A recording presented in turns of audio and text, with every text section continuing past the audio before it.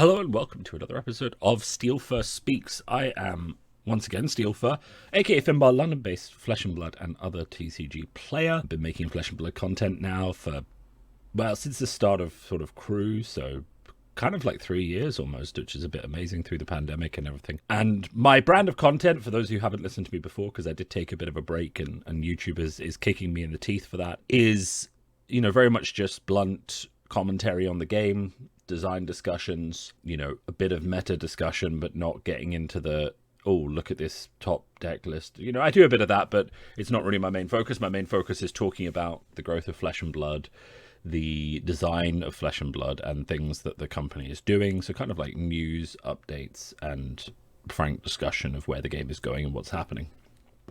Which brings us to today's topic. Today's topic is an examination of the battle mechanic from the new March of the Machines set from Magic the Gathering, and a question as to how that would work in Flesh and Blood, and if it's something that we can expect to see in Flesh and Blood at some point in the near future. So, as a quick reminder before we get into this topic, if you are enjoying this video or you've enjoyed my other videos, please do like and subscribe. And when you do subscribe, please hit the bell button so you are notified about the videos that I come out. If you don't hit the bell, YouTube just occasionally shows you one of my videos on your homepage. It doesn't actually let you know when I publish a video. So if you like my content, do hit that. The majority of people in general on YouTube videos who even like videos do not subscribe, and subscriptions really let me know that I'm doing a good job, and, you know, just that people want to see more content on specific topics or specific videos. So, on the table for today, the exciting topic of battle. So those of you who follow MTG might be familiar with this. For those of you who don't, we'll summarize it in a simple as possible. Battle is a card that I play as a player. It's not an enchantment. It's a different type of permanent. When I play it, I give it to an opponent. So I choose an opponent to protect it, and then it has a specific amount of health. And then when that card gets dealt the health damage, so the 3 here, it will transform into the other side of the card, right? And then it will have other abilities, okay? And usually it has an enter play ability as well to make it worthwhile for me to play. And then it has another ability that's another sort of more static thing that happens when it comes out. Sorry. So I'm going to play this card. I'm going to put it on my opponent's side of the table, and then and if I'm in a multiplayer game, other people are going to be able to attack it, and when it is defeated, I get the benefit from it being defeated. So in this case, I would get a nice big chunky creature that can generate mana, but there are a lot more versions of this. There are a lot more powerful versions of this as well. But I don't really want to get into, the power level in MTG. That's not really what we're here to talk about. So let's just go and find some cards. Let's just search for L. This is Dromai. So legal in Dromai. Okay, fine. C. Illusionist. This is all the language, so I can find illusionist cards. So if we look at Dromai and we look at allies, we kind of have a template for permanents in Flesh and Blood. I think that's kind of a big deal to understand how permanents work in Flesh and Blood. We can see they come into play with a specific attack and a specific defense. So kind of what we're talking about here is something that could be implemented in a few different ways. So the basic idea is that maybe I'm playing a class that has a lot of on-hit triggers, like a ninja, and rather than just attacking my opponent to get value, I'm going to play things like training dummies or targets or some other kind of thematic effect where I'm putting barriers up for myself and then beating them down to get a benefit, and to put it in its proper place, it would have to be quite a significant benefit, right? Because if we look at something like Dromai, the biggest downside from Dromai's dragons is that they have a direct effect on the amount of potential damage that your deck can deal, right? So if I therefore create we'll say, not a battle, but maybe it's a target dummy or however it fits thematically into FAB, if I create a 3 defense dragon or some sort of target dummy on my opponent's side, that is 3 damage that my deck can deal, which will not be targeted to my opponent. I'm essentially healing them 3 life, right? So that then is where you start to see the problem, in that my deck becomes less efficient unless I'm getting some major benefit from doing this approach. Because what I'm kind of trying to say in terms of the Magic style of things, is that we have the option that they took, which is that your opponent can block those attacks against this target, or we have the Flesh and Blood option where they're allies and they're not attackable. Whichever of those kind of works better. I kind of like the fact that I am setting up this really good payoff for me, and then I'm making it hard for my opponent to block me while I'm attacking that target, right? So you can imagine like Benji chucking up a load of 0-2 targets and then being unblockable as he shoots them down, and then maybe for everyone that he's destroyed, or he gets to do something with a bigger attack into his opponent, right? But maybe not Ninja. It could fit into Illusionist quite well. I'm giving my opponent illusions. Maybe they're even illusionary weapons that my opponent can use to attack, but when something happens, they die and something else goes on. Like, this idea of gifting your opponent's tools or gifting your opponent's things they have to then care about is kind of interesting. In the FAB scenario, I kind of like it if they can block, because a lot of decks in the meta aggro decks and things like that do not like blocking. So if we're in a situation where I can force my opponent to have to block by basically having super on hit effects, that's kind of what we're talking about. So if I play something, we'll make up a theoretical battle card in Flesh and Blood. So it's a target dummy or it's a training dummy. And it says, when this card is destroyed, you gain +1 intellect, right? So very, very impactful. It has, we'll say 4 life. We'll say slightly above curve. When this training dummy is destroyed, you get +1 intellect. And when you play it, you get a ponder token. So I create this illusionary training dummy. When I play it, I get a ponder token. It probably costs like 2 resources. And then when I destroy it, I get +1 intellect for the next turn. So both ways, I'm drawing a card, but one is very delayed, so it's not as sexy. And the other one is also delayed, but can lead to a really big 6-card hand. So as my opponent, you kind of need to keep that alive. But I'm, making it difficult for you. Okay? And that means that every time I go to attack this training dummy, you kind of have to say, okay, what is he going to do with this? And then if we start to mix in other effects, like, say, Snatch or something like that, which count on hit, not hit hero, you could be looking at not just me getting, +1 intellect, but also me getting an extra card draw that turn, and maybe I'm boosting it in some way. And you're creating a very interesting dynamic where your opponent isn't actually losing life, but they are actually creating situations where they might want to block even though their life total isn't being threatened due to the on-hit effects. And there's a few other ways that this could happen. Like, there could be Ranger explosives that when you blow them up, they deal 2 damage to your opponent or something, so it gives you an alternative way of attacking your opponent. There's loads of different ways these could be implemented, but I think that core idea of I'm creating something, giving it to my opponent, and then I'm trying to destroy it is actually something FAB could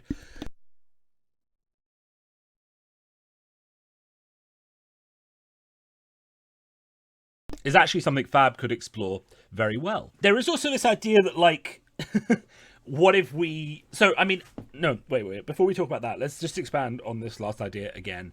Because I don't really know... I mean, Illusionist to me is the class that it fits into the best, where maybe I'm creating weapons that I can also... Like, maybe I'm creating allies. So maybe this is a Dromai thing, where I'm creating allies that both I and my opponent can attack.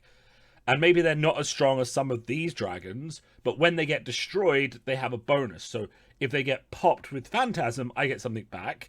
I can also choose to destroy them myself for a bit of extra flexibility to trigger those effects that I need, right? So maybe one of my dragons eats another one of my dragons, and then it gets +2 power or something. That could be quite an interesting way of doing this as well. The idea that you're going to create an ally token that both of us can attack. Yeah. Otherwise, I mean, they could just be not an ally, so not something that can attack, not something that has that gameplay. They could just be a card that has a health value, and when that health value is depleted, they transform into a new weapon or something like that. It would be kind of very, very thematic to have like a treasure hunting warrior or a treasure hunting ranger. And, they have these vaults. They start the game and play with these vaults on the table that have a certain amount of health. And when they beat them, they get a certain weapon or an interesting, thing. Maybe at random. Maybe you've got like 3 vaults, and at the start of the game, you shuffle 3 random brilliant swords into them, and then when the warrior smashes the vaults, they get one of the random swords that's under them. Something like that could be really cool as well, or maybe the first player to destroy them, but that's a bit like that's a bit PvE like, but the idea that I'm showing up as a treasure hunter warrior, the first thing I'm doing is chucking 3 vaults down on the table, shuffling a pile of weapons, putting them under there, and then when I destroy one of those weapons, when I destroy one of those vaults, I can choose to equip the weapon underneath it in exchange for the one I've got. That's going to give me a really big incentive to just dive straight in there and just start attacking these vaults and getting those artifacts. And if my opponent can defend those attacks, then it gives them a really good incentive to stop me. And assumedly, once I get those swords, things are going to go much, much better for me. So, I think that's a really interesting area to explore.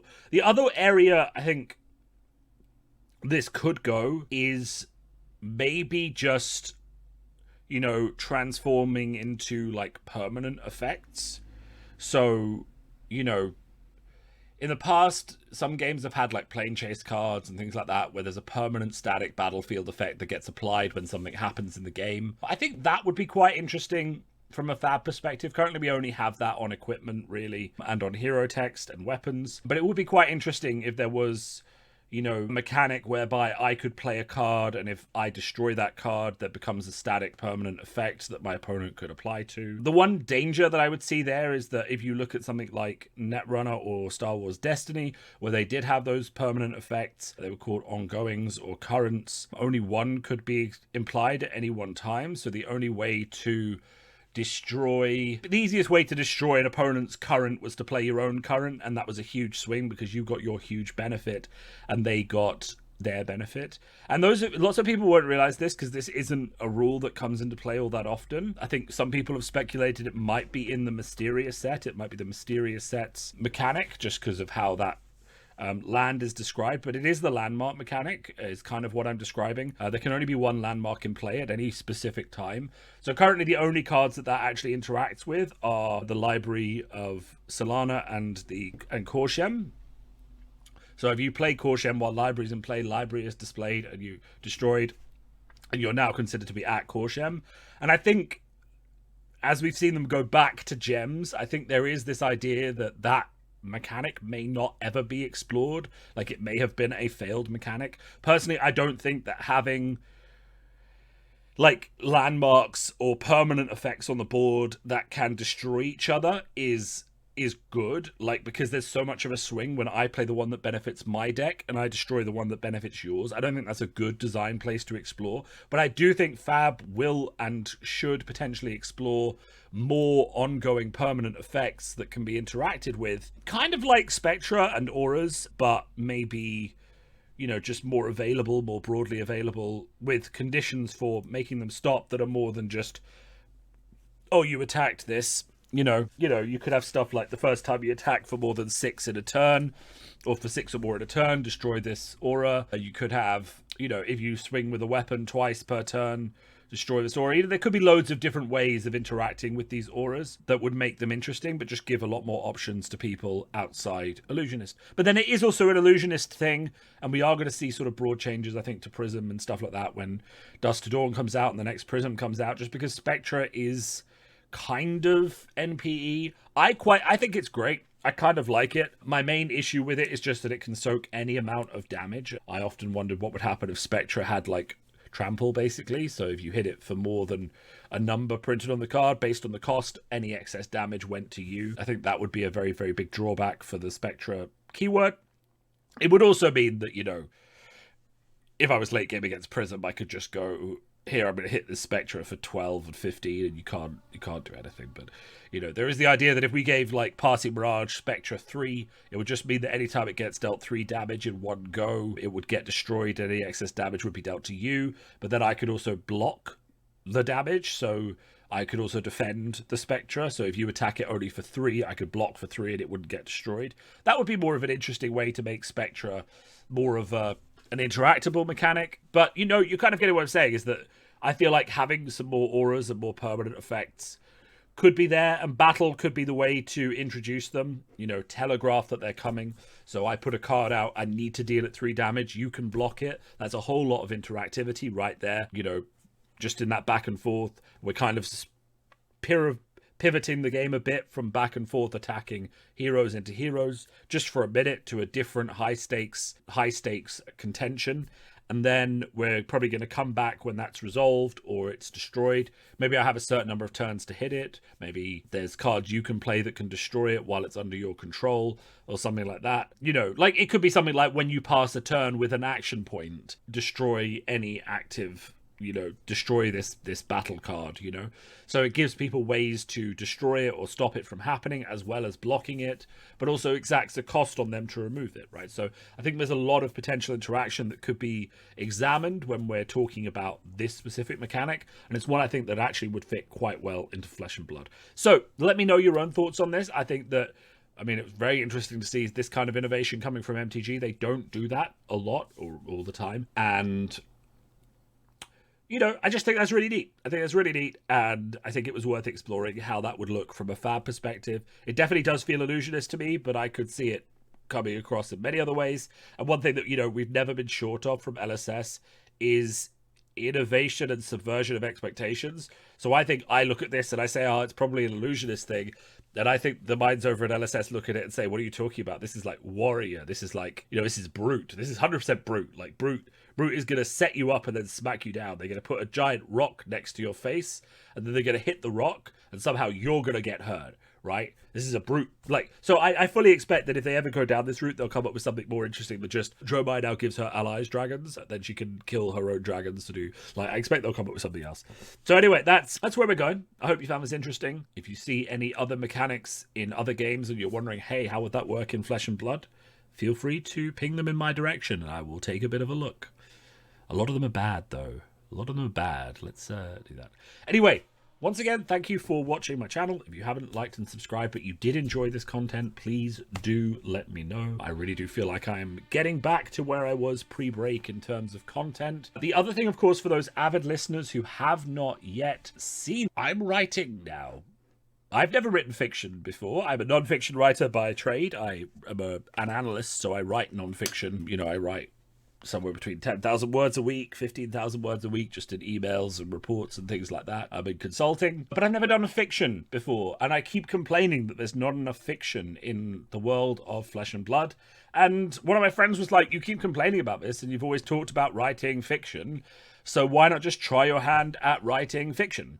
So that's what I'm doing. You know, a few people have looked at it, they said they thought it was good, so, you know, let me know what you think if you want to read it. There'll be a link in the About section. And really, I've got 2 chapters now. There's aiming to be 1 chapter every 2 weeks, just to give myself leeway.